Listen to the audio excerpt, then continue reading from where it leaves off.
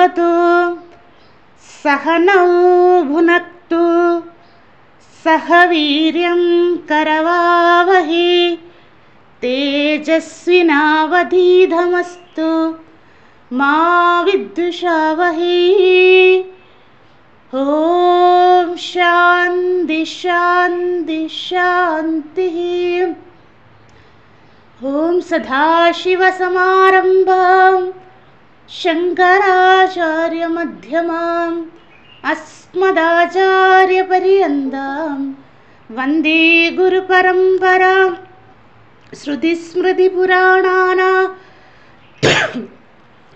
आलयं करुणालयं नमामि भगवत्पादं शङ्करं लोकशङ्करं शङ्करं शङ्कराचार्यं केशवं बादरायणं सूत्रभाष्यकृतौ वन्दे भगवन्तौ पुनः पुनः। ईश्वरो गुरुरात्मेति मूर्तिभेदविभागिने व्योमवद्व्याप्तदेहाय दक्षिणामूर्तये नमः। सच्चिदानन्दरूपाय विश्वोत्पत्त्यादिहेतवे तापत्रयविनाशाय श्रीकृष्णाय वयं नमः।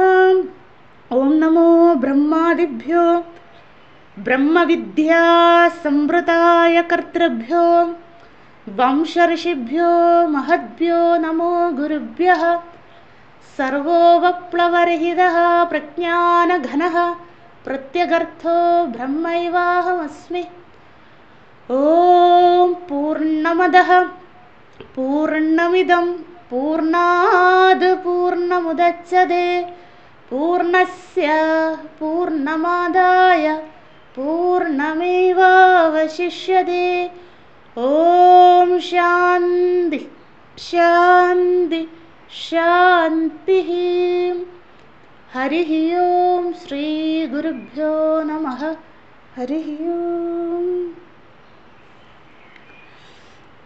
എല്ലാ സാധകർക്കും പ്രണാമം. ഹരി ഓം. ഓം നമോ നാരായണ. യാജ്ഞവൽക്യ മഹർഷിയുടെ പാദങ്ങളിൽ നമസ്കരിച്ചുകൊണ്ട് നമുക്ക് അധ ശുക്ലയജുർവേദീയ കാണ്വശാഖ ബൃഹദാരണ്യക ഉപനിഷത്ത് പ്രഥമ കാണ്ഡം മധുകാണ്ഡം ദ്വിതീയ അധ്യായം ബ്രഹ്മവിദ്യാപ്രകരണം പ്രഥമ ബ്രാഹ്മണം അജാതശത്രു ബ്രാഹ്മണം ആരംഭിക്കാം. ഓം നമഃ പരമഋഷിഭ്യോ നമഃ പരമഋഷിഭ്യോ നമഃ പരമഋഷിഭ്യഃ. മന്ത്രം 15 ഒരുമിച്ച് പാരായണം ചെയ്യാം. സഹോവാച അജാതശത്രുഃ പ്രതിലോമം ച ഏതത് യഹ ബ്രാഹ്മണഃ ക്ഷത്രിയം ഉപേയാത് ബ്രഹ്മമേ വക്ഷ്യാമി ഇതി വി ഏവത്വാ ജ്ഞപയിഷ്യാമി ഇതി തം പാണൗ ആധായ ഉത്തസ്ഥൗ തൗഹ പുരുഷം സുപ്തം ആജജ്ഞതുഃ തം ഏതൈഃ നാമഭിഃ ആമന്ത്രായാം ചക്രേ ബൃഹൻ പാണ്ഡരവാസഃ സോമരാജൻ ഇതി സഹ ന ഉത്തസ്ഥൗ തം പാണിനാ ആപേക്ഷം ബോധയാം ചകാര സഹ ഹ ഉത്തസ്ഥൗ. അജാതശത്രു എന്ന ഗുരുനാഥൻ ഗാർഗ്യന് ഉപദേശം ആരംഭിക്കുകയാണ്. ഗാർഗ്യൻ്റെ ഗുരു ഉപസത്തി അനന്തരം നമ്മൾ 15ാമത്തെ മന്ത്രം കണ്ടു. ഇവർ തമ്മിലുള്ള സംവാദം തുടരുകയാണ്. ആ ഒരു ചിത്രം മനസ്സിലുണ്ടാവണം. നമ്മൾ ബ്രാഹ്മണൻ്റെ ധർമ്മങ്ങൾ കണ്ടു. ബ്രാഹ്മണനായ അങ്ങ്, ബ്രാഹ്മണ കുലജാതനായ അങ്ങ് എന്തിനാണ് എൻ്റെ അടുത്ത് വന്നത് ഇത്യാദി ഇത്യാദി സംഭാഷണങ്ങളൊക്കെ നമ്മൾ കണ്ടു. അതിനുശേഷം തം പാണൗ ആദായ ഉത്തസ്ഥൗ അല്ലേ, അവിടെ എടുക്കുമോ? തം പാണൗ ആദായ ഉത്തസ്തു എന്ന് ശിഷ്യൻ്റെ കയ്യിൽ പിടിച്ചെന്നോ തോളിൽ തട്ടിയെന്നോ എന്ന് വേണേലും പറയാം. അതായത് ഇവിടെ നമ്മൾ വാച്യാർത്ഥം എടുക്കരുത്. വാത്സല്യത്തോടുകൂടി ഗുരു ശിഷ്യനോട് പറയുകയാണ്, എന്താണ്? ഉത്തസ്തൗ, നീ എഴുന്നേൽക്കൂ എന്ന്. നമ്മൾ അവിടെയാണ് ചർച്ച ചെയ്തിരുന്നത്. ഉത്തസ്തൗ എന്ന വാക്കിൻ്റെ അർത്ഥം കണ്ടു. സ്വയം പ്രയത്നം കുര്യാത് എന്നാണ് ഭഗവത്പാദർ തൻ്റെ ബൃഹദാരണ്യ ഭാഷ്യത്തിൽ പറയണത് അല്ലേ. നീ തന്നെ പ്രയത്നിച്ചുകൊണ്ട്, ഞാൻ കൈ പിടിക്കാം, പക്ഷെ നീയും പ്രയത്നിക്കണം. നമ്മൾ കഴിഞ്ഞ ദിവസം ഒരു ഉദാഹരണം പറഞ്ഞിരുന്നു. അരണ്യോ നിഹിതോ ജാതവേദ ഗർഭൈവ സുഭൃണീ ഗർഭിണീഭിഃ വിവേദിവതി ജാഡ്യവദ്ഭിഃ അല്ലേ. അതായത് അരണി കടയുവാണ് ഗുരുവും ശിഷ്യനും കൂടെ. അപ്പോൾ ഒരു ഭാഗത്ത് അരണിയുടെ ഒരു ഭാഗത്ത് ഗുരുവിൻ്റെ കൈയുണ്ട്, മറുഭാഗത്ത് നമ്മളുടെ കൈയെങ്കിലേ അഗ്നി ഉണ്ടാവുകയുള്ളൂ. അത് തന്നെയാണ് ഇവിടെ പറയുന്നത്. സ്വയം ഇമ്പോർട്ടൻ്റ് ആണ്, അതുകൊണ്ടാണ് വീണ്ടും വീണ്ടും പറയുന്നത്. പിന്നെ ഒരു കാര്യം കൂടെ ഓർമ്മിപ്പിക്കുന്നു, നമ്മൾ ബൃഹദാരണ്യ ഉപനിഷത്ത് മാത്രമല്ല പഠിക്കുന്നത്, വക്താവായ എൻ്റെ കടമയാണ്, അത് ഞാൻ ചെയ്യുന്നു. എന്താണ്? ഉപനിഷത്ത് പുതിയതായി നമ്മൾ പഠിക്കുന്നു, അതോടൊപ്പം മുൻപ് പഠിച്ച ഉപനിഷത്തുക്കളുടെ മനനവും ഉണ്ടായിരിക്കും. വെറുതെ നമ്മൾ വാച്യാർത്ഥം കണ്ടു പോവുകയല്ല അല്ലേ. അതുകൊണ്ട് ആ ഒരു ഭാവത്തോടു കൂടി വേണം ശ്രവിക്കാൻ. എന്താണ്? ബൃഹദാരണ്യം പഠിക്കുന്നു ഞാൻ, യാജ്ഞവൽക്യ മഹർഷിയുടെ ശിഷ്യനാണ് ഞാൻ, അതോടൊപ്പം ഞാൻ പൂർവ പഠന മനനവും ചെയ്യുന്നു. അതുകൊണ്ടാണ് ഈ കൊട്ടേഷനൊക്കെ പറയുന്നത്. ഇപ്പോൾ ഉത്തസ്തൗ ആർക്കെങ്കിലും ഓർമ്മ വരുന്നുണ്ടെങ്കിൽ ഓർക്കുക. ഉത്തസ്തു എന്ന് വെച്ചാൽ എഴുന്നേൽക്കുക, നമ്മൾ പഠിച്ചിട്ടുണ്ട്, അതും ഓർക്കണം. ഇവിടെ എഴുതിക്കോളൂ. കഠോപനിഷത്ത് 1:3-14. കഠോപനിഷത്ത് 1.3.14 1:3-14 ഒന്നാം അധ്യായം 3-ാം വല്ലി 14-ാം മന്ത്രം. ഉത്തിഷ്ഠത ജാഗ്രത. അറിയാവുന്നവർ കൂടെ ചെല്ലുക കേട്ടോ, അതാണ് മനനം. ഉത്തിഷ്ഠത ജാഗ്രത പ്രാപ്യവരാൻ നിബോധത ശുരസ്യ ധാരാ നിഷിധാ ദുരത്യയ ദുർഗം പദയത് കവയോ വിധന്തി അല്ലേ. അത് തന്നെയാണ് ഉത്തസ്തം. ഇത് ഫേമസ് ആയിട്ടുള്ള മന്ത്രമാണ്, എല്ലാവർക്കും അറിയാം. കഠോപനിഷത്ത് പഠിക്കാത്തവർക്കും അറിയാം അല്ലേ. വിവേകാനന്ദ സ്വാമിജികൾ ഇതിനെ അത്രയും പ്രചാരം നൽകിയിട്ടുണ്ട് ഈ മന്ത്രത്തിന് അല്ലേ. ഉത്തിഷ്ഠത, അതാണ് ഉത്തസ്തൗ. നമ്മളെ മനനം ചെയ്തില്ലേ നമുക്ക് അനുഭവത്തിൽ വരില്ല. നമ്മൾ എത്ര കാലമായി ശ്രവിക്കുന്നു, പക്ഷെ എനിക്ക് ശ്വേതകേതുവിനെയും നചികേതസിനെയൊക്കെ പോലെ ആകണ്ടേ, നമുക്കും അനുഭവത്തിൽ കൊണ്ടുവരണ്ടേ, എങ്കിലല്ലേ നമ്മളിത് പഠിച്ചുകൊണ്ട് കാര്യമുള്ളൂ. ആ അനുഭവത്തിൽ കൊണ്ടുവരണമെങ്കിൽ മനനം ചെയ്യണം, അതാണ് അല്ലേ. അതുകൊണ്ടാണ് ഇത് ഇങ്ങനെ കൊട്ടേഷൻ വന്നുകൊണ്ടേയിരിക്കും. ഇനി ബോറടിക്കരുതാരും, ഭഗവാനോട് കൃതാർത്ഥതയോടുകൂടി ഇരിക്കുക. ഇവിടെ വരെ എത്തിച്ചല്ലോ നമ്മളെ. ഇപ്പോൾ ഉത്തസ്തൗ എന്താണ്? ഉത്തിഷ്ഠത ജാഗ്രത അല്ലേ. നീ എഴുന്നേൽക്കൂ. ഇവിടെ അജാതശത്രു ഗാർഗ്യനോട് പറയുകയാണ്, നീ എഴുന്നേൽക്കൂ. എങ്ങനെ? ജാഗ്രത, ജാഗ്രതയോടുകൂടി, സൂക്ഷ്മതയോടുകൂടി എഴുന്നേൽക്കൂ. പ്രാപ്യവരാൻ നിബോധത. നിനക്ക് ഒന്നിനെയൊക്കെ പ്രാപിക്കാനുണ്ട്, മോക്ഷത്തെ പ്രാപിക്കണ്ടേ. ആ മോക്ഷം എന്ന് പറയുന്ന എളുപ്പം കിട്ടില്ല. ശുരസ്യധാര നിഷിധാധുരത്യയ.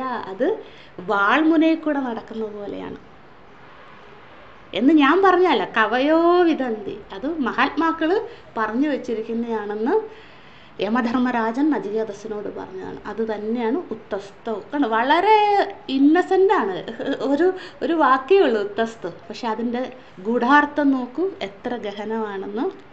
അതുകൊണ്ട് ഇവിടെ നമ്മൾ ആരും കൈ പിടിച്ച് എഴുന്നേൽപ്പിച്ച് നിർത്തുക എന്ന് വിചാരിക്കരുത്. ഇതാണ് അതിൻ്റെ വ്യംഗ്യാർത്ഥം, അതിൻ്റെ ഇന്നർ മീനിങ് അല്ലേ.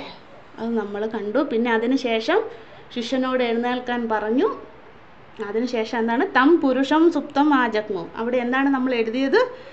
ബ്രഹ്മവിദ്യാ ഉപദേശ ഉപക്രമം ആരംഭിച്ചു, സുഷുപ്തി വിചാരം ആരംഭിച്ചു.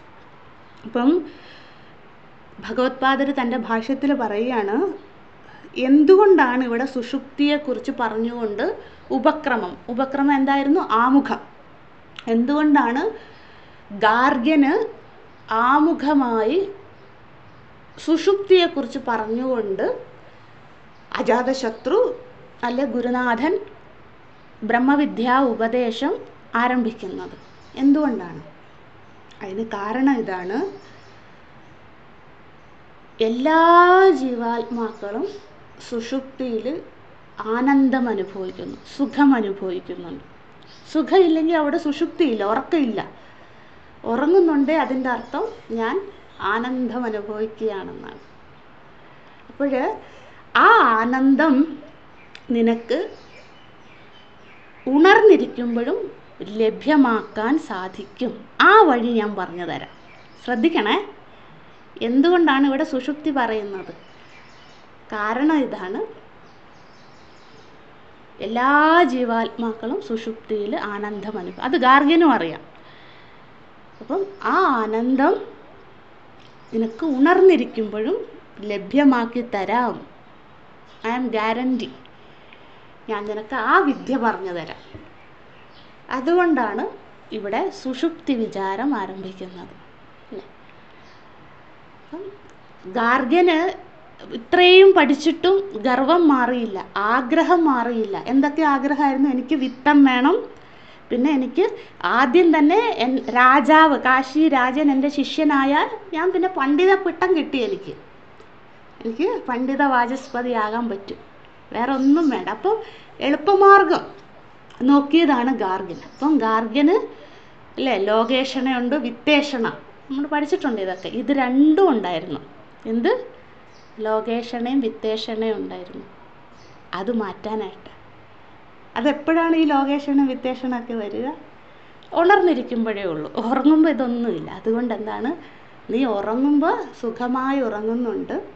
ആ സുഖം ഞാൻ നിനക്ക് ഉണർന്നിരിക്കുമ്പോഴും എങ്ങനെയാണ് നേടിയെടുക്കേണ്ടത് എന്ന് പറഞ്ഞു തരാം. അതുകൊണ്ടാണ് ഇവിടെ സുഷുപ്തി വിചാരം ആരംഭിക്കുന്നത്. അല്ലെങ്കിൽ സുഷുപ്തി വിചാരം എന്ന പ്രകരണം ഉദാഹരണമായി പറയുന്നത്. അങ്ങനെ നമ്മൾ കണ്ടു, സുഷുപ്തിയെക്കുറിച്ച് കണ്ടു. അത് കഴിഞ്ഞ് എന്താണ് നമ്മൾ പറഞ്ഞു? ഇന്നലെ മാണ്ഡൂക്യത്തിലുണ്ടെന്ന് പറഞ്ഞു. പിന്നെ നമ്മൾ മാണ്ഡൂക്യം 2-ാം അധ്യായം കണ്ടു, പിന്നെ ചാന്തോക്യം കണ്ടു. ഇനി എഴുതിക്കോളൂ. ഇത് ചർച്ച ചെയ്യുന്നത് ബ്രഹ്മസൂത്രം 4ാം അധ്യായത്തിൽ. വേണ്ടവരെഴുതിക്കോളൂ. നമ്മളിനി അവിടെ എത്തുമ്പോൾ അത് പഠിക്കും. ബ്രഹ്മസൂത്രം 4ാം അധ്യായം, 4ാം അധ്യായം 4ാമത്തെ 4th ചാപ്റ്റർ. അവിടെയും ഇതേ കാര്യമാണ് പറയുന്നത്. ഇപ്പം നമ്മൾ അതിനുശേഷം എന്താണ് കണ്ടത്? തം ഏതൈ നാമഭിഹി ആമന്ത്രായാൻ ചക്രേ. അതായത് ആരുറങ്ങുന്നോ അവർ പ്രാണന പ്രക്രിയ ചെയ്തുകൊണ്ടേയിരിക്കുന്നു ഗാർഗ്യ. അത് പരമാത്മാവ് അവരുടെ ശരീരത്തിലുള്ളത് കൊണ്ടാണ്. അല്ലേ? നമ്മൾ ഡെഡ് ബോഡി ആയാൽ പിന്നെ പ്രാണനില്ല, നമുക്ക് ഉച്ഛ്വസിക്കാനും നിശ്വസിക്കാനും കഴിയില്ല. അപ്പം ഉച്ഛ്വാസം നിശ്വാസം നടത്തുന്നുണ്ടെങ്കിൽ, നീ ഉറങ്ങുമ്പോൾ സുഖമായി ഉറങ്ങുന്നുണ്ടെങ്കിൽ, നമ്മൾ ഉറങ്ങുന്നത് തന്നെ മനസ്സിൽ ചിന്തിക്കുക. നമ്മൾ സുഖമായി ഉറങ്ങുന്നുണ്ടെങ്കിൽ അതിനർത്ഥം ഭഗവാൻ അവിടെ 24 മണിക്കൂറും വർക്ക് ചെയ്തുകൊണ്ടിരിക്കുന്നതുകൊണ്ടാണ്. എങ്ങനെ? പ്രാണരൂപത്തിൽ. ആ പരമാത്മാവിൻ്റെ ലക്ഷണങ്ങളാണ് അടുത്തത് നമ്മൾ കണ്ടത്. ബൃഹൻ, പാണ്ഡരവാസൻ, സോമോ രാജ ഇത്യാദി ലക്ഷണങ്ങൾ കണ്ടു. ഇവിടെ ഇത് എന്തിനാണ് ഇത് പറഞ്ഞതെന്നും കൂടെ നമുക്ക് ചർച്ച ചെയ്യണം. നീ ഉറങ്ങുമ്പോൾ നീ പ്രാണന പ്രക്രിയ ചെയ്യുന്നു, അല്ലേ? സുഷുപ്തി അവസ്ഥയിൽ ആ പ്രാണൻ ബൃഹനാണ്, പാണ്ഡരവാസനാണെന്നൊക്കെ പറഞ്ഞു. ഈ 4 ലക്ഷണങ്ങൾ പറഞ്ഞു. എന്തിനാണ് ഇത് ആവർത്തിക്കുന്നത്? അതാണ് ഞാൻ പറഞ്ഞത്. സൂക്ഷ്മമായി പോവുകയാണ്. ദയവായി പ്രാർത്ഥനയോടുകൂടി ഇരിക്കുക, എങ്കിലേ ഇത് മനസ്സിലാവുകയുള്ളൂ. അല്ലേ? തമാശയല്ല. ഇത്രയും കാലം പഠിച്ച പോലെ തമാശയല്ല. ബൃഹദാരണ്യം സീരിയസ് ആണ്. അപ്പം നമ്മൾ ഓരോ വാക്കും സൂക്ഷ്മമായി പഠിച്ച് പരിശോധിച്ചിട്ടേ അടുത്തതിലേക്ക് പോവുള്ളൂ. അപ്പോൾ ഇവിടെ എന്താണ്? പരമാത്മാവിന് ഈ 4 ലക്ഷണങ്ങൾ അജാതശത്രു ഗാർഗ്യനോട് പറഞ്ഞു തന്നു. ഇത് പറഞ്ഞ കാര്യം തന്നെയാണ്. എവിടെ? ചന്ദ്രൻ്റെ ഉദാഹരണം പറഞ്ഞപ്പോൾ ഞാൻ ചന്ദ്രനെയാണ് ഉപാസിക്കുന്നത് എന്ന് ഗാർഗ്യൻ പറഞ്ഞല്ലോ. ആ കോളം വരച്ച് നമ്മൾ എഴുതിയില്ലേ? പെട്ടെന്ന് അത് ഓർമ്മ വരണം. അപ്പം ചന്ദ്രനെയാണ് ഉപാസിക്കുന്നതെന്ന് പറഞ്ഞപ്പോൾ നീ എന്നോട് അതിനെക്കുറിച്ച് കൂടുതൽ സംവദിക്കേണ്ട. കാരണം ചന്ദ്രൻ ആരാണ്? ബൃഹൻ പാണ്ഡരവാസൻ സോമോ രാജ ഇതി, ഈ ലക്ഷണങ്ങൾ പറഞ്ഞിട്ട് പരമാത്മാവാണ് ചന്ദ്രനായി പ്രകാശിക്കുന്നതെന്നൊക്കെ പറഞ്ഞു. അവിടെ ഗാർഗ്യൻ്റെ വാദത്തെ ഖണ്ഡിച്ചു കൊടുത്തു അജാതശത്രു. അതേ ഉദാഹരണം ഇവിടെ പറഞ്ഞു, അതേ ലക്ഷണം ഇവിടെ പറഞ്ഞു. കാരണം എന്താണ്? ഇവിടെ പ്രാണൻ അല്ലെങ്കിൽ പ്രാണദേവതയല്ല, പരമാത്മാവാണ് പ്രാണരൂപത്തിൽ നമ്മൾ ഉറങ്ങുമ്പോൾ പ്രവർത്തിച്ചു കൊണ്ടിരിക്കുന്ന ആ പരമാത്മാവിനെ സ്തുതിക്കുകയാണ് അജാതശത്രു. ആ സ്തുതിയാണ് ബൃഹൻ, പാണ്ഡരവാസൻ, സോമോ, രാജൻ. ഇത് അജാതശത്രു പരമാത്മാവിനെ സ്തുതിക്കുകയാണ്. എന്തിന്? എനിക്ക് സുഖമായി ഉറങ്ങാൻ സാധിക്കുന്നു അല്ല. അപ്പം ആ കൃതാർത്ഥത കാണിക്കുകയാണ്. ഇപ്പം ഒരു ഉദാഹരണം പറയാം. എനിക്കിപ്പോൾ ഭഗവാൻ രാമചന്ദ്രനാണ്, ഉദാഹരണമാണ് കേട്ടോ, നിങ്ങൾക്ക് ഏതും ആകാം. ഭഗവാൻ രാമചന്ദ്രപ്രഭുവാണ് എൻ്റെ ഇഷ്ടദേവത അല്ലേ. ഇപ്പം ഇപ്പോഴും നമ്മൾ രാമ രാമ രാമ രാമ ജപിക്കുകയാണ്. ഇപ്പോഴും എന്താണ്, ഞാൻ എന്ത് ചെയ്യും? അപ്പോൾ ഭഗവാൻ എനിക്ക് എന്തൊക്കെ നന്മകൾ തരുന്നു. ഭഗവാൻ എനിക്ക് നടക്കാൻ സാധിക്കുന്നു, ഇരിക്കാൻ സാധിക്കുന്നു, ഉറങ്ങാൻ സാധിക്കുന്നു, ഇത് പഠിക്കാൻ സാധിക്കുന്നു. എനിക്ക് എന്തൊക്കെ ഞാൻ ആഗ്രഹിക്കുന്നു അതൊക്കെ എന്നിലേക്ക് വന്നു ചേരുന്നു, ഇത്യാദി ഇത്യാദി. എന്തൊക്കെയാണോ നന്മകൾ എനിക്കുള്ളത് അതൊക്കെ എൻ്റെ ഇഷ്ടദേവതയുടെ അനുഗ്രഹം കൊണ്ടാണ്, അല്ലെ എൻ്റെ ഉപാസന കൊണ്ടാണ് എന്നുള്ള ഒരു ഭാവം വരുമ്പോൾ ഞാൻ എന്ത് ചെയ്യും? ആ ഇഷ്ടദേവതയെ സ്തുതിക്കും. ആ സ്തുതിയാണ് ഇവിടെ. അപ്പോൾ ഇവിടെ അജാതശത്രു ഭഗവാനെ ഈ 4 പേര് കൊണ്ട് സ്തുതിക്കുകയാണ്. വേറെയും നമുക്ക് എടുക്കാം. ഇപ്പം ഞാൻ രാമനാണ് ഇഷ്ടദേവതയെങ്കിൽ ഞാൻ എന്ത് പറയും? സീതാപതി, ദശരഥപുത്ര അല്ലേ, കൗസല്യാത്മജൻ, എന്തൊക്കെ വിശേഷണങ്ങളാണല്ലേ, രഘുവംശജൻ അല്ലേ, മര്യാദാ പുരുഷോത്തമൻ, എത്ര വിശേഷണങ്ങളാണ് ഭഗവാൻ രാമചന്ദ്രനുള്ളത് അല്ലേ. വിശേഷണമാണ്, നമ്മൾ സ്തുതിക്കുകയാണ്. നമ്മൾ സ്തുതികളൊക്കെ ചൊല്ലുമല്ലേ അല്ലേ. രാമചന്ദ്രപ്രഭു രഘുവംശധീര സീതാപതേ ജയ ജാനകി രാമ, ഇതൊക്കെ സ്തുതിയാണ്, ഭഗവാനെ സ്തുതിക്കുകയാണ്. അപ്പോൾ എന്താണ്? എൻ്റെ ഗ്രാറ്റിറ്റ്യൂഡ്, എൻ്റെ കൃതാർത്ഥത ഞാൻ ഭഗവാന് അർപ്പിക്കുകയാണ്. അപ്പോൾ എന്താണ്? ആ അർപ്പണം കൊണ്ട് ഞാൻ കൂടുതൽ ഭഗവാനിലേക്ക് അടുക്കുകയാണ്. അതുപോലെ തന്നെ ഇവിടെ അജാതശത്രു ഭഗവാന്റെ പരമാത്മാവിൻ്റെ ലക്ഷണങ്ങൾ പറഞ്ഞ് സ്തുതിക്കുകയാണ്. എന്തിനു വേണ്ടി? ശിഷ്യന് പരമാത്മാവിനോട് മഹത്വബുദ്ധി ഉണ്ടാകും. അല്ലെ, രാമൻ അങ്ങനെയാണ്. ഞാൻ ചെറുപ്പം മുതലേ കേൾക്കുകയാണ്, രാമൻ ശരിയൊന്നുമല്ല, ഭഗവാൻ രാമൻ സീതാമാതാവിനെ ഉപേക്ഷിച്ച് വെറുങ്ങനെ പറയുകയാണ്, എന്താണ്, മര്യാദ പുരുഷോത്തമനാണെന്നൊക്കെ, ബഡായിയാണെന്നൊക്കെ പറഞ്ഞാൽ ഇങ്ങനെയാണ് ഞാൻ കേൾക്കുന്നെങ്കിലോ എന്തായിരിക്കും എൻ്റെ ഭാവം? ഇപ്പം ഒരു മറ്റ് വ്യവഹാരത്തിൽ തന്നെ ഇപ്പം അച്ഛനോ അമ്മയോ അല്ലെങ്കിൽ ആരെങ്കിലും സഹോദരങ്ങളോ ഇപ്പം എൻ്റെ അടുത്ത് പറയും, അച്ഛൻ ശരിയല്ല, നിൻ്റെ അച്ഛൻ ശരിയല്ല, ഇങ്ങനെയാണ്, അല്ലെ അമ്മ ശരിയല്ല, സഹോദരൻ ശരി, ഇങ്ങനെയാണ് ഞാൻ ചെറുപ്പം മുതലേ കേൾക്കുന്നെങ്കിലോ അപ്പോൾ എനിക്ക് വിരോധം ഉണ്ടാവും അല്ലേ. അപ്പോൾ എങ്ങനെ എനിക്ക് പിന്നെ കൃതാർത്ഥത വരും? ഒരിക്കലും വരില്ല. അപ്പം അതുകൊണ്ട് ശിഷ്യന് ഈശ്വരനോട് കൃതാർത്ഥത ഉണ്ടാകണം, ഈശ്വരനോടുള്ള അടുപ്പമുണ്ട്. ആ അടുപ്പം ഉണ്ടാക്കിയെടുക്കുവാൻ വേണ്ടിയാണ് അജാതശത്രു ഇവിടെ ഭഗവാനെ സ്തുതിച്ചു പറഞ്ഞത്. ആ സ്തുതിയാണ് 4 പേരുകൾ. ഇനി ഈ 4 മാത്രമല്ല, എന്ത് വേണേലും ഇതിൻ്റെ കൂടെ കൂട്ടിച്ചേർക്കാം, തെറ്റില്ല. നിരഞ്ജൻ, നിരാമയൻ, അവ്യയൻ, അക്ഷരൻ, അശബ്ദൻ, അസ്പർശൻ എല്ലാം ചേർക്കാം. ഇവിടെ 4 നാമങ്ങൾ സ്തുതിയായി പരാമർശിക്കുന്നെന്ന് മാത്രമേ ഉള്ളൂ. ബാക്കി നമുക്ക് കൂട്ടിച്ചേർക്കാവുന്നതാണ്. അപ്പം എന്തിനു വേണ്ടി സ്തുതിക്കുന്നു? ശിഷ്യന് പരമാത്മാവിനോടുള്ള കൃതാർത്ഥത വളർത്തിയെടുക്കാൻ വേണ്ടി. അത് എഴുതിക്കോളൂ, വേണമെങ്കിൽ വേണ്ടവർ എഴുതിക്കോളൂ. ഭാഷ്യത്തിൽ പറയുന്നതാണ്. നമ്മൾ ഭാഷ്യം വെച്ചാണ് പഠിക്കുന്നത് കേട്ടോ, അതുകൊണ്ടാണ് ഇത്രയും ലേറ്റ് ആകുന്നത് മുന്നോട്ട് പോകാനായിട്ട്. എന്തിനു വേണ്ടി 4 പേരുകൾ? ശിഷ്യന് ഈശ്വരനോടുള്ള കൃതാർത്ഥത വളർത്തിയെടുക്കാൻ വേണ്ടി. അപ്പോൾ എനിക്ക് സുഖമായി ഉറങ്ങാൻ സാധിക്കുന്നു. അത് ഭഗവാൻ എന്നിൽ പ്രാണരൂപത്തിൽ ജോലി ചെയ്തുകൊണ്ടേയിരിക്കുകയാണ്. ഞാൻ ഒരു ജോലിക്ക് ഞാൻ ഒന്നും തിരിച്ചു കൊടുക്കുന്നില്ല, ഒരു കൂലിയും കൊടുക്കുന്നില്ല അല്ലേ. അപ്പോൾ എനിക്ക് എന്താണ് കൂലി നൽകാനുള്ളത്? ഈ കൃതാർത്ഥത, ഈ സ്തുതി, അത് മാത്രമേ ഉള്ളൂ എനിക്ക് പറയാൻ. ആ കൃതാർത്ഥത അറിയാലോ, നന്ദി. ആ നന്ദിയാണ് അജാതശത്രു 4 പേരിൽ പറഞ്ഞത്. എന്തിനു വേണ്ടി? വീണ്ടും വീണ്ടും ഓർക്കുക, ശിഷ്യനെ ഈശ്വരനിലേക്ക് അടുപ്പിക്കുകയാണ്. ആ അടുപ്പിക്കുന്ന പാലമാണ് ഈ 4 പേരുകൾ അല്ലേ. അത് പറഞ്ഞു. അതിനുശേഷം നമ്മൾ എന്താണ് കണ്ടത്? സുഷുപ്തി വിചാരം ഉണ്ടെന്ന് പറഞ്ഞു. 2 തരം സുഷുപ്തി ഉണ്ടെന്ന് പറഞ്ഞു അല്ലേ. ഒന്നാമത്തെ എന്താണ്? കരണമന്ദീഭാവ അവസ്ഥ. അതിന് മറ്റൊരു പേരും കൂടെ ഉണ്ട്, അസംപ്രസാദ അവസ്ഥ എന്നും കൂടെ ഉണ്ട് കേട്ടോ. അസംപ്രസാദ അവസ്ഥ അതൊക്കെ എഴുതി വെച്ചോളൂ. ഒരിക്കലും ഇതൊന്നും നമുക്ക് ഗുണമല്ലാതെ ദോഷം ചെയ്യില്ല ഇതൊക്കെ. എൻ്റെ കടമ എന്തെന്ന് വെച്ചാൽ നിങ്ങളിലേക്ക് ശുഭവാസനയുടെ വിത്ത് ഇടുക എന്നേ ഉള്ളൂ.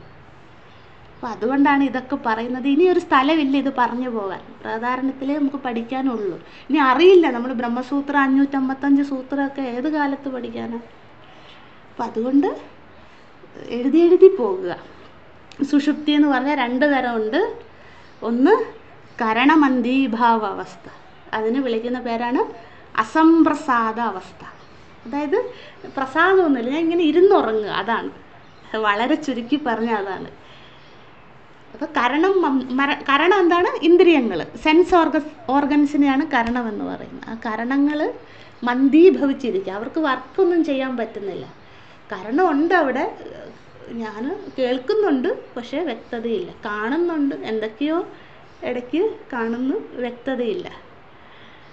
അതാണ് നമ്മളിങ്ങനെ, നമുക്ക് ആലസ്യം വരില്ലേ, അതൊരു സുഷുപ്തിയാണ്, ഉറക്കാണ്. പക്ഷെ എന്താണ്, അവിടെ പൂർണ്ണ വിശ്രമമില്ല.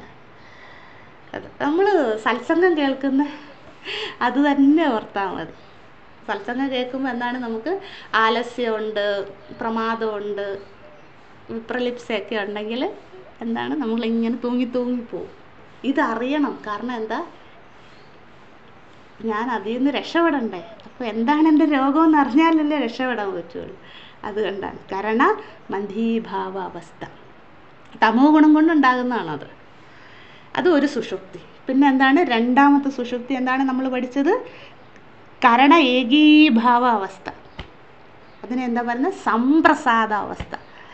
അതായത് ഈശ്വരനുമായി കരണങ്ങളൊക്കെ ഏകീഭവിച്ചു, പരമാത്മാവുമായി ഏകീഭവിച്ചു, അവയ്ക്കൊന്നും ചെയ്യാൻ പറ്റില്ല, ഗാഢനിദ്ര, ഒന്നും ചെയ്യാൻ പറ്റില്ല. ചെവിയുണ്ട്, ചെവിക്ക് കേൾക്കാൻ പറ്റില്ല. കണ്ണുണ്ട്, കാണാൻ പറ്റില്ല. മൂക്കുണ്ട്, മണക്കാൻ പറ്റില്ല, രസിക്കാൻ പറ്റില്ല അല്ലേ.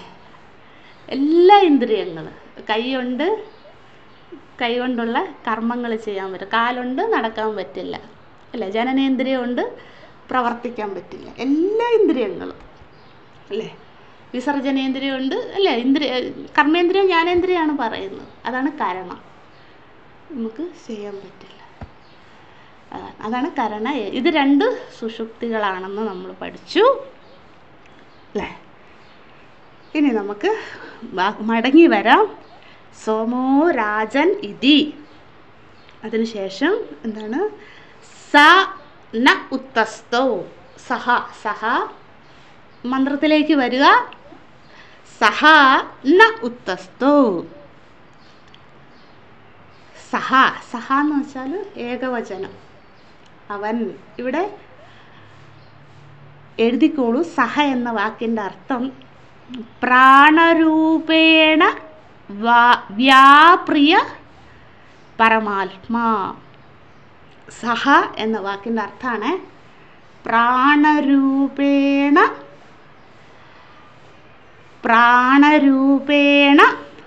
വ്യാപ്രിയ.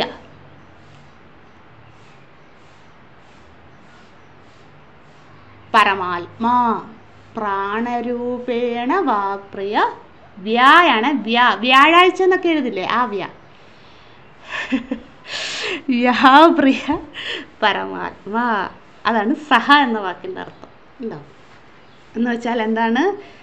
അല്ലയോ ഗാർഗ്യ, നിന്റെ ശരീരത്തിൽ പ്രാണനായി പ്രാണരൂപത്തിൽ വ്യാപിച്ചിരിക്കുന്ന ആ പരമാത്മാവ് നാ ഉത്തസ്തൗ, നീ ഉറങ്ങുമ്പോഴും നിന്റെ അടുത്തുനിന്ന് എഴുന്നേറ്റ് പോവില്ല. ശ്രദ്ധിക്കണേ. ഗാർഗ്യനോട് അജാതശത്രു പറയുകയാണ്, ഞാൻ ഈ പറഞ്ഞല്ലോ ബൃഹൻ പാണ്ഡരവാഷ, ഈ സ്തുതിച്ചല്ലോ, ഞാൻ ഇത്രയും നേരം സ്തുതിച്ചല്ലോ, ആ പരമാത്മാവ് നീ ഉറങ്ങുമ്പോഴും നിന്നോടൊപ്പം തന്നെയുണ്ട്. നാ ഉത്തസ്തൗ, അതായത് എഴുന്നേറ്റ് പോവില്ല. എഴുന്നേറ്റ് പോകുന്നെന്ന് വെച്ചാൽ എന്താണ്? നീ ഉറങ്ങുമ്പോൾ അന്യമായി നിൽക്കില്ല എന്നാണ്. അല്ലാണ്ട് പരമാത്മാവ് സൂക്ഷ്മരൂപത്തിൽ ഒരു മേഘപാളിയായിട്ട് നമ്മുടെ ശരീരത്തിൽ നിന്ന് എഴുന്നേറ്റ് പോകാന്നുള്ള അർത്ഥമല്ല. എന്ന് വെച്ചാൽ എന്താണ്? പരമാത്മാവ് നമ്മൾ ഉറങ്ങുമ്പോൾ നമ്മളോടൊപ്പം ഉണ്ട്. പക്ഷെ ഉറങ്ങാണ്ട് സദാ പ്രവർത്തന നിരതമായി ഇരിക്കുന്നു. ആ ഭഗവാനെ ഞാൻ എന്ത് പേര് പറഞ്ഞാൽ സ്തുതിക്കുക, എന്ത് തിരിച്ചു നൽകിയാലാണ് എൻ്റെ നന്ദി ഞാൻ രേഖപ്പെടുത്തുക? അപ്പം നമുക്ക് അടുപ്പം വരും ശിഷ്യൻ്റെ ഗർവം കുറയും അല്ലേ? ഭയങ്കര ഗർവസ്ഥനാണ് ഗാർഗ്യൻ. ആ ഗർവം കുറയ്ക്കണ്ടേ? അതുപോലെ തന്നെയായിരുന്നു ശ്വേതകേതു എന്തൊരഹങ്കാരിയായിരുന്നു. പക്ഷേ 15 ദിവസം ഉദ്ദാലക മഹർഷി പട്ടിണി കിട്ടിയപ്പോൾ ശ്വേതകേതുവിന് മനസ്സിലായി, ആഹാരമില്ല, പ്രാണനില്ല, വെള്ളമില്ലെങ്കിൽ എനിക്ക് ഒന്നുമില്ല, ഞാൻ ശൂന്യമാണെന്ന് മനസ്സിലായി. അതുപോലെ തന്നെ ഇവിടെ ശിഷ്യനെ പരീക്ഷിക്കുകയാണ്. എന്താണ്? പറഞ്ഞ് പഠിപ്പിക്കുകയാണ്. ഇതൊന്നും നിൻ്റെ കഴിവല്ല, നീ ഉറങ്ങുമ്പോഴും പരമാത്മാവ് പ്രാണരൂപേണ. ഇപ്പം പ്രാണൻ എന്നത് വായു ദേവതയല്ല, ഇവിടെ പരമാത്മാവിനെയാണ് പ്രാണൻ എന്ന് വിളിക്കുന്നത്. ആ പ്രാണൻ സദാ വർത്തിച്ചുകൊണ്ടിരുന്ന ഉത്തസ്തോ, അതായത് വിത്തൗട്ട് എനി റെസ്പോൺസ് അല്ലേ? പ്രാണൻ ഈസ് ഫങ്ഷനിങ്. അതാണ്, പ്രാണൻ ഫങ്ഷൻ ചെയ്തുകൊണ്ടേയിരിക്കുകയാണ്. നമ്മളെ നിന്നൊന്നും ഒരു റെസ്പോണ്ടും വേണ്ട. അയ്യോ നന്ദി, നമ്മൾ രാവിലെ എഴുന്നേൽക്കുമ്പോൾ ആരെങ്കിലും നന്ദി പറയുമോ? പ്രാണ അങ്ങ്, അയ്യോ എത്ര നേരമായി, ഞാൻ 8 മണിക്കൂർ ഉറങ്ങി, 8 മണിക്കൂർ അങ്ങ് വർക്ക് ചെയ്തല്ലോ, താങ്ക്സ് എന്ന് ആരെങ്കിലും പറയാറുണ്ടോ? എനിക്കറിയില്ല പറയാറുണ്ടോ എന്ന്, അല്ലേ? അതാണ് ആ ഒരു നന്ദി നമുക്ക് പഠിപ്പിച്ചു തരികയാണ് അജാതശത്രു. അതാണ് പറയുന്നത് ന ഉത്തസ്തവ്. ഇപ്പം സഹ ഉത്തസ്തവ് എന്നാണെങ്കിൽ നമ്മൾ ആരും ഉറങ്ങൂല. അതായത് പരമാത്മാവ് എഴുന്നേറ്റ് പോവും നീ ഉറങ്ങുമ്പോൾ എന്ന് പറഞ്ഞാൽ നമ്മൾ ആരും ഉറങ്ങൂല. നമ്മൾ എന്തുകൊണ്ട് ഉറങ്ങാൻ പോകുന്നു, എന്തുകൊണ്ട് ഉറക്കത്തെ ഏറ്റവും ഇഷ്ടപ്പെടുന്നു? ഇന്നലെ എനിക്ക് അത്ഭുതം തോന്നി. ഞാനാണ് 8:30 9 ആകുമ്പോൾ ഉറങ്ങും. ഇന്നലെ രാവിലെ എഴുന്നേറ്റ് വാട്സപ്പ് നോക്കിയപ്പോൾ അമ്മമാർ 1:30 11:30 മെസ്സേജ് അയച്ചിരുന്നു. എൻ്റെ കൃഷ്ണ, എനിക്ക് അത്ഭുതം തോന്നി. എങ്ങനെ എഴുന്നേറ്റിരിക്കാൻ പറ്റും? എനിക്ക് ഏറ്റവും ഇഷ്ടം ഉറങ്ങാനാ. എന്ത് തരാമെന്ന് പറഞ്ഞാലും സമ്മതിക്കില്ല, പറ്റൂല. കാരണം എന്താ? ആ ആനന്ദമാണ്. നമുക്കൊന്നും അറിയണ്ടല്ലോ, സുഖമല്ലേ അല്ലേ? അപ്പോൾ ആ ആനന്ദം നമുക്ക് ജാഗ്രത കിട്ടിയാലോ, അതാണ് മോക്ഷം അല്ലേ? എനിക്ക് അത്ഭുതം തോന്നി. 1:30 മെസ്സേജ് അയച്ചിരിക്കും. നമോ നാരായണ. ഉറങ്ങണം കേട്ടോ നിങ്ങൾ, അത് വേണം ശരീരത്തിന്. ഒരു അധികം ഇരിക്കരുത് രാത്രി. കാരണം ഈ നിശാചരന്മാർ, പ്രകൃതി നെഗറ്റിവിറ്റിയെ അബ്സോർബ് ചെയ്യുന്ന സമയമാണ് രാത്രി എന്ന് പറയും. അപ്പോൾ ആ സമയത്ത് നമ്മൾ ഉണർന്നിരുന്നാൽ നമ്മളുടെ ഇന്ദ്രിയ ദേവതകൾക്ക് തന്നെ ക്ഷീണമാകും. നമ്മുടെ ഓരോന്നിനും ദേവതയുണ്ടല്ലോ, വാഗോ അഗ്നിഹി പാദയോ വിഷ്ണു, നമ്മൾ പഠിച്ചില്ലേ? ഓരോ അവർക്ക് ക്ഷീണമാകും. അല്ലേ? അവർക്ക് പ്രവർത്തിക്കാൻ പറ്റാണ്ടാവും. അപ്പം അതുകൊണ്ട് എന്ത് ചെയ്യണം, ഒരു 10-10:30 ആകുമ്പോഴെങ്കിലും ഉറങ്ങണം സാധകർ.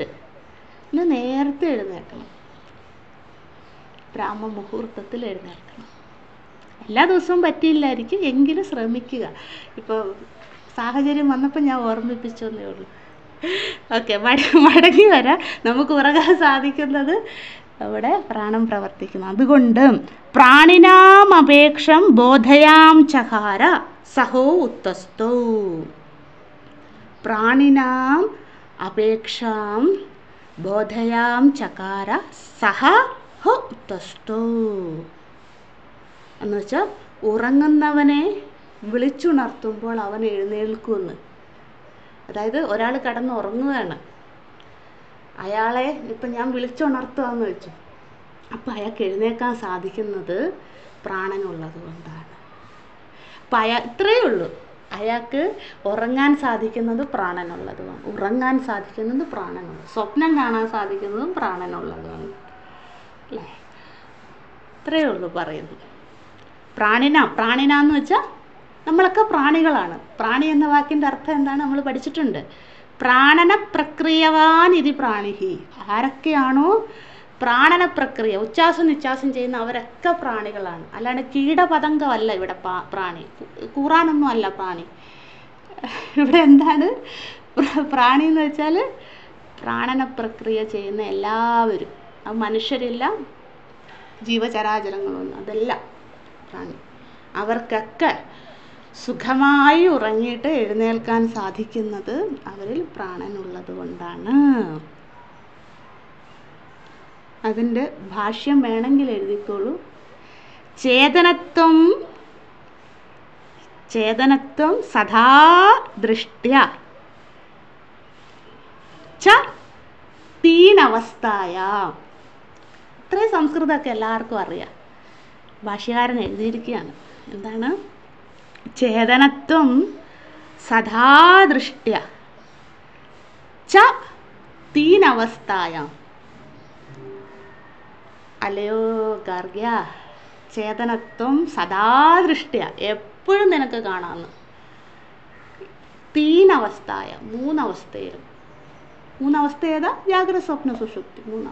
മൂന്ന് അവസ്ഥായാം, ബഹുവചനം, അവസ്ഥകളിലും. ചേതനത്വം സദാ ദൃഷ്ട്യ ച തീനവസ്ഥായ പറയാണ്. അതാണ് പ്രാണിനാമപേക്ഷ ബോധയാഞ്ചക. അതായത് നമുക്ക് ബോധത്തോടുകൂടി എഴുന്നേൽക്കാൻ സാധിക്കുന്നത്, ഉണർന്ന് എഴുന്നേൽക്കാൻ സാധിക്കുന്നതും നമ്മളിൽ പ്രാണനുള്ളതുകൊണ്ട്. പ്രാണം പോയാൽ പിന്നെ എഴുന്നേൽക്കാൻ സാധിക്കുമോ? ഇല്ല. അപ്പം അതുകൊണ്ടാണ് നമ്മുടെ സനാതനധർമ്മം പറയുന്നത് വേറെ ഒരു ഉപാസനയും ചെയ്യണ്ട. രാവിലെ എഴുന്നേൽക്കുമ്പം ഭഗവാനെ എനിക്ക് എഴുന്നേൽക്കാൻ സാധിച്ചല്ലോ, അതാ ഏറ്റവും വലിയ ഉപാസന. സുഖമായി ഉറങ്ങാൻ സാധിച്ചല്ലോ, ഞാൻ നന്നായി ഉറങ്ങി, എൻ്റെ ക്ഷീണമൊക്കെ മാറി, എൻ്റെ ഇന്ദ്രിയങ്ങളൊക്കെ ബാറ്ററിയൊക്കെ ചാർജ് ചെയ്ത് ഫ്രഷായി. അല്ലേ? എന്തുകൊണ്ട് സാധിച്ചു? പ്രാണൻ എല്ലാ ഇന്ദ്രിയങ്ങൾക്കും ആവശ്യമായ എനർജിയൊക്കെ രാത്രി, അതാണ് ഞാൻ പറഞ്ഞ രാത്രിയിൽ ഉറങ്ങണമെന്ന്. അത് എഴുന്നേറ്റിരിക്കുന്നതല്ല സാധന, രാത്രി ഉറങ്ങണം. കാരണം എന്താ? പ്രാണൻ എല്ലാ ഇന്ദ്രിയങ്ങൾക്കും വേണ്ട എനർജിയെ ഡിസ്ട്രിബ്യൂട്ട് ചെയ്യുന്ന സമയമാണ് രാത്രി എന്ന് പറയുന്നത്, അല്ലെങ്കിൽ വിശ്രമിക്കുന്ന സമയം. കണ്ണിന് വേണ്ടതിന് കണ്ണിന് കൊണ്ട് കൊടുക്കുന്നു, അല്ലേ? കാലിന് വേണ്ടതിന് കാലിന്. എല്ലാ ഇന്ദ്രിയം, നമ്മൾ ഭക്ഷണം കഴിച്ചിട്ട് ആ ഇതുണ്ടല്ലോ, നമ്മുടെ ബോഡി ന്യൂട്രീഷൻ നമ്മൾ കൊടുക്കുകയല്ലേ, അത് നറീഷ് ചെയ്യണ്ടേ? പ്രാണനല്ലേ അത് ചെയ്യുന്നത്. നമ്മൾ പറഞ്ഞില്ലേ, പ്രാണൻ, ഉദാനൻ, സമാനൻ, ഈ 5 പ്രവർത്തിക്കുന്നൊക്കെ അറിയാമല്ലോ. അപ്പം ഇവർ പ്രവർത്തിച്ചുകൊണ്ട് നമുക്ക് ബോഡിക്ക് ആവശ്യമായ കണ്ണിന് വേണ്ടതിന് കണ്ണിന് കൊടുക്കും, കാതിന് വേണ്ടതിന് ബുദ്ധിക്ക് വേണ്ടതിന് അതിന്, അല്ലേ? ഓരോ ധമനികൾക്കും വേണ്ടതിന്, രക്തത്തിന് വേണ്ടതിന് രക്തത്തിലേക്ക് ഡിസ്ട്രിബ്യൂട്ട് ചെയ്യും. ഇതൊക്കെ പ്രാണൻ ചെയ്യുന്നതാണ്. അപ്പോൾ അവർ ജോലി ചെയ്തുകൊണ്ടേയിരിക്കുകയാണ്. ഞാൻ സുഖമായിട്ട് ഉറങ്ങുക. അപ്പോൾ ഉറങ്ങണം. ഉറങ്ങുന്നത് എല്ലാവരും പറയും സാധകൻ ഇത്ര ഉറങ്ങുക, അങ്ങനെയൊന്നുമില്ല. ഉറങ്ങണം. കാരണം എന്താണ്? അപ്പോഴാണ് നമുക്ക് പിറ്റേ ദിവസത്തേന് സാധനയ്ക്ക് ആവശ്യമായ എനർജി കിട്ടുന്നത്, അല്ലേ? നമ്മൾ ഭദ്രം കർണേഭി ശൃണുയാമ ദേവ എന്നും ചൊല്ലും. എൻ്റെ കണ്ണിന് നല്ല കാഴ്ച നൽകണേ, എല്ലാത്തിനും അല്ലേ നമ്മൾ എന്നും ചൊല്ലുന്നതാണ്. അപ്പോൾ അത് നൽകുന്നതാര? പ്രാണനാണ്. അപ്പോൾ പ്രാണന് നമ്മൾ കൃതാർത്ഥതയോടുകൂടി ഓർക്ക വേണം. അതാണ് ഇവിടെ പറഞ്ഞു കൊടുത്ത ഒന്നാമത്തെ സാധനം അല്ലെ ഉപദേശം. അതോടുകൂടി 15ാമത്തെ മന്ത്രം കഴിഞ്ഞു. നമ്മൾ അടുത്തതിലേക്ക് പോവുകയാണ്. മന്ത്രം 16. മന്ത്രം 16 മുതൽ 20 വരെ എഴുതിക്കോളൂ. മന്ത്രം 16 മുതൽ 20 മന്ത്രം കൊണ്ട് തീരുകയാണ് ഈ ബ്രാഹ്മണവേ. മന്ത്രം 16 മുതൽ 20 വരെ നമ്മൾ ഡിസ്കസ് ചെയ്യാൻ പോകുന്ന ടോപ്പിക്ക് ആദ്യം സംസ്കൃതത്തിൽ എഴുതിക്കോളൂ. ജീവസ്യ സ്വരൂപം കിം? ജീവസ്യ സ്വരൂപം കിം? എന്താണ് ജീവന്റെ സ്വരൂപം? ജീവൻ എന്ന് വെച്ചാൽ ജീവാത്മാ. നമ്മൾ ജീവസ്യ അല്ലെ ജീവാത്മാ എന്ന് മനസ്സിലാകാത്തവർ എഴുതിക്കോളൂ. പക്ഷെ ഇങ്ങനെയാണ് പുസ്തകത്തിൽ. ജീവസ്യ സ്വരൂപം കിം? എവിടം വരെ ചർച്ച ചെയ്യുന്നു? മന്ത്രം 16 മുതൽ 20 വരെ.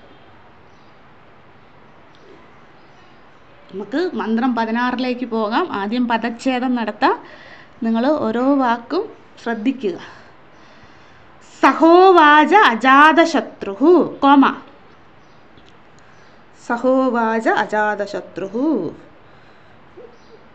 മൃഡാനന്ദ സ്വാമിജിയുടെ ബുക്കുള്ള ഒരു പേജ് 133.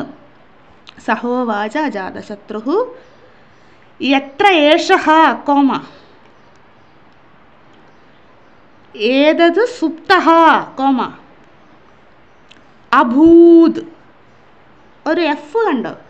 അത് ആയാണ് കേട്ടോ. അഭൂത് ഏഷഃ കോമ ഏതത് സുപ്തഃ. സുപ്തഃ വിസർഗം ഇടുക കേട്ടോ അവിടെ. സുപ്തോ എന്നല്ല, ഏതത് സുപ്തഃ കോമ അഭൂത് ഏഷഃ കോമ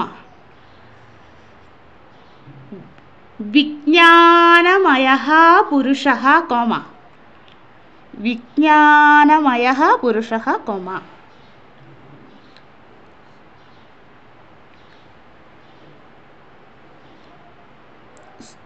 സുപ്തഃ അഭൂത് യഃ ഏഷഃ വിജ്ഞാനമയഃ.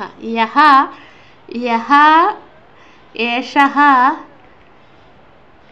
വിജ്ഞാനമയഃ പുരുഷഃ കോമ ക്വ ഏഷഃ ക്വ ഏഷഃ കോമ തഥാ അഭൂത് തഥാ അഭൂത് കോമ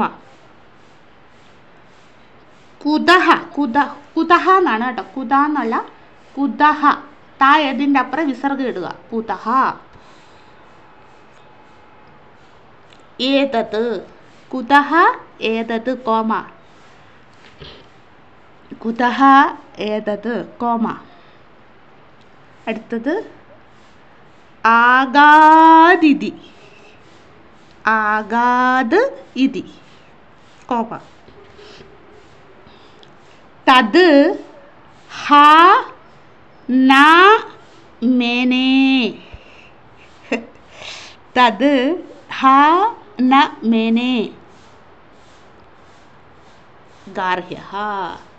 ഒന്നുകൂടെ പറയാവേ, അന്വയിച്ചത് ശരിയാണോ നോക്കുക. സഹോവാച അജാതശത്രു കോമ യത്ര ഏഷഃ കോമ ഏതത് സുപ്തഃ കോമ അഭൂത് ഏഷഃ അഭൂത് യഃ ഏഷഃ അഭൂത് യഃ ഏഷഃ കോമ വിജ്ഞാനമയഃ പുരുഷഃ കോമ ക്വ ഏഷഃ കോമ തഥാ അഭൂത് കോമ കുതഃ ഏതത് കോമ ആഗാദിതി കോമ തത് ഹ ന മേനേ ഗാർഹ്യഃ. നമുക്ക് ഒന്നുകൂടെ ചൊല്ലാം അല്ല, ആദ്യമായിട്ട് ചൊല്ലാം, ഒന്നുകൂടെ അല്ല, 2 തവണ ചൊല്ലാം. സഹോവാച ജാതശത്രുഃ യത്ര ഏഷഃ ഏതത് സുപ്തഃ അഭൂത് യഹ ഏഷഃ. യഹ വിസർഗമുണ്ട്. അഭൂത് യഹ ഏഷഃ വിജ്ഞാനമയഃ പുരുഷഃ കോ ഏഷഃ തഥാ അഭൂത് കുതഃ ഏതത് ആഗാദിതി തദ് ഹ ന മേനേ ഗാർഹ്യഃ. ഒന്നുകൂടെ ചൊല്ലാം. സഹോവാച ജാതശത്രുഃ യത്ര ഏഷഃ ഏതത് സുപ്തഃ അഭൂത് യഹ ഏഷഃ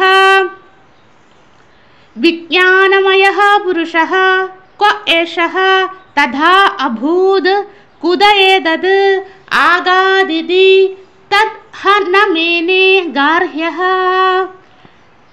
ഇത് ചോദ്യോത്തരമാണ്. ഇവർ തമ്മിലുള്ള സംവാദം തുടരുകയാണ്. അപ്പം അജാതശത്രു സുഷുപ്തി വിചാരം പറഞ്ഞു കൊടുത്തു. അതിനുശേഷം ഇവർ തമ്മിലുള്ള ആ കോൺവെർസേഷനാണ്. അപ്പം ആ ചിത്രം ഉണ്ടാകണം, ഇവർ തമ്മിലുള്ള ആ സംവാദം. സഹോവാച അജാതശത്രു എന്ന് വെച്ചാൽ എന്തായിരിക്കും? ബാലാകിയോടായി അല്ലെ ഗാർഗ്യനോടായിക്കൊണ്ട് അജാതശത്രു പറഞ്ഞു അല്ലേ. ഇവിടെ ഒരു കാര്യം ഭാഷ്യത്തിൽ പറയുന്നുണ്ട്. ഇത്രയും നമ്മൾ 13 മന്ത്രങ്ങൾ പഠിച്ചല്ലോ. അവിടെയൊക്കെ സഹോവാച അജാതശത്രു അല്ലെ സഹോവാച ഗാർഗ്യൻ എന്നൊക്കെ കണ്ടല്ലോ. അപ്പം ഇവിടെ ചേർക്കേണ്ടത് ശിഷ്യനായ ബാലാകിയോടായി പറഞ്ഞു. സഹോവാച അജാതശത്രു എന്ന് വെച്ചാൽ അവനോടായി അജാതശത്രു എന്നാണ് അർത്ഥം, ലിറ്ററൽ മീനിങ്. അതല്ല നമ്മൾ എടുക്കേണ്ടത്. ശിഷ്യനായ, ശിഷ്യൻ എന്നുള്ള വാക്കാണ് അവിടെ ഇമ്പോർട്ടൻ്റ്. ഇത്രയും നേരം ശിഷ്യനല്ലായിരുന്നു, തർക്കിക്കാൻ വന്ന ഗാർഗ്യനായിരുന്നു. അത് മാറി, ശിഷ്യനായി. അപ്പോൾ ശിഷ്യനോട് സംവദിക്കുന്ന ടൂണ് വേറെ, തർക്കത്തിന് വന്നവരോട് സംവദിക്കുന്ന മനോഭാവം വേറെ. ടൂണെന്ന് വെച്ചാൽ മനോഭാവം. ഇവിടെ എന്താണ് അജാതശത്രു? വാത്സല്യം, ദയ, കരുണ എല്ലാം കൂടെ ചേർന്നാണ്, ഗുരു എന്ന ഭാവത്തോടു കൂടി. അപ്പോൾ ശിഷ്യനായ, അതാണ് ശിഷ്യനായ ഗാർഗ്യനോടായിക്കൊണ്ട് ഗുരുവായ അജാതശത്രു പറഞ്ഞു.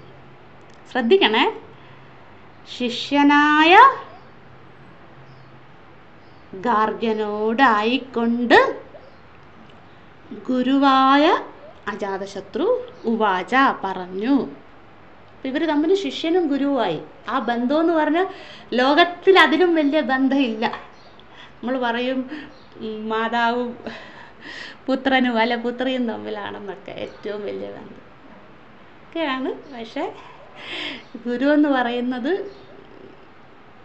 എല്ലാമാണ് നമുക്ക് അല്ലേ. ത്വമേവ മാതാ, അത് അല്ലേ. അപ്പം അതാണ് പറഞ്ഞത്. ശിഷ്യനായ ബാലാകിയോടായിക്കൊണ്ട് ഗുരുവായ അജാതശത്രു പറഞ്ഞു. അതിൻ്റെ അർത്ഥം എന്താ? എത്ര തവണ വേണേലും പറയാൻ അജാതശത്രു തയ്യാറാണ്, ശിഷ്യന് മോക്ഷപ്രാപ്തി ലഭിക്കുവാനായി. അപ്പം ആ ഭാവമാണ് ഇവിടെ ഉള്ളത്. എന്നിട്ട് എന്താണ് പറയുന്നു?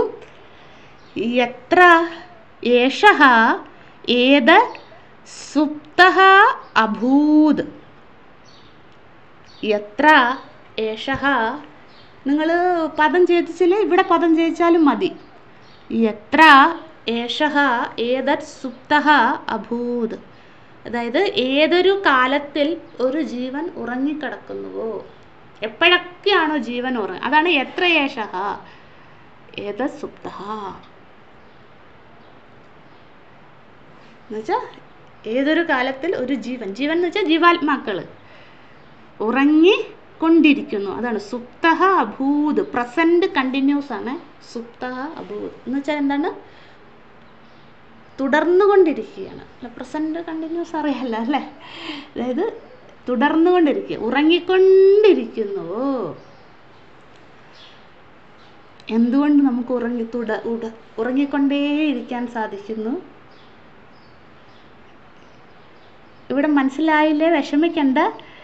മനസ്സിലാകുന്നത് വരെ 20 മന്ത്രം വരെ ഇത് തന്നെയാണ് റിപ്പീറ്റേഷൻ. ഏഷഃ വിജ്ഞാനമയഃ പുരുഷഃ. ഇവിടെ വിജ്ഞാനമയ പുരുഷൻ എന്ന് പറഞ്ഞാൽ ജീവാത്മാ എന്നാണ്. അതായത് വിജ്ഞാനമയ ഉള്ള പുരുഷൻ. അതായത് ഇവിടെ എല്ലാം കൂടെ ചേർക്കണം. അന്നമയം, പ്രാണമയം, മനോമയം, വിജ്ഞാനമയം, ആനന്ദമയം. 5 മയത്തിൻ്റെയും കൂടെ റെപ്രസെൻറ്റേറ്റീവായി മാത്രമാണ് വിജ്ഞാനമയം പറഞ്ഞത്. ഇവിടെ എഴുതിക്കോളും പഞ്ചകോശ പുരുഷക. പഞ്ചകോശം അറിയാമല്ലോ അല്ലേ? എഴുതിക്കോളും നിങ്ങൾ. എനിക്കറിയാം 8 മണി കഴിഞ്ഞാൽ ഗ്രഹസ്ഥരാണ്, ഒരുപാട് ധർമ്മങ്ങളുണ്ടെന്നറിയാം. അതുകൊണ്ടാണ് എഴുതിയെടുക്കാൻ പറയുന്നത്. ഇപ്പോഴേ പറ്റുള്ളൂന്നറിയാം. പിന്നെ എപ്പോഴെങ്കിലും നിങ്ങൾ ബൃഹദാരണ്യം ഇപ്പം നമ്മൾ നാളെ രാവിലെ 7 മണിക്ക് വരും. അപ്പോൾ അതിനു മുമ്പ് 1 മിനിറ്റെങ്കിലും വായിക്കണം ഇന്നലെ പഠിച്ചത്. എങ്കിലേ ഉള്ളൂ കണ്ടിന്യൂറ്റി കിട്ടുള്ളൂ. അതുകൊണ്ടാണ് എഴുതാൻ പറയുന്നത്. പിന്നെ എഴുതുമ്പോൾ മനസ്സിൽ ഉറയ്ക്കും. ഏഷഹ വിജ്ഞാനമയ പുരുഷ എന്ന് വെച്ചാൽ ജീവാത്മാ. അതായത് 5 കോശങ്ങളുള്ള ജീവാത്മാ.